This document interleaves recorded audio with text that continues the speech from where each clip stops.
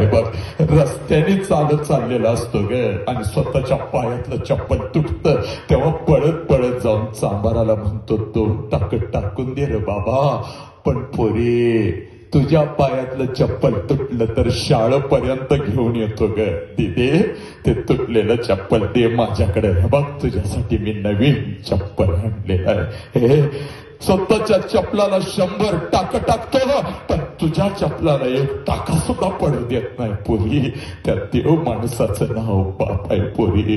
तुझ्या हातामध्ये मोबाईल आलाय ना, घेऊन फिरतेस ना अशी हातामध्ये, मिरवत फिरतेस ना, सगळ्यांना दाखवत आयफोन आयफोन माझा.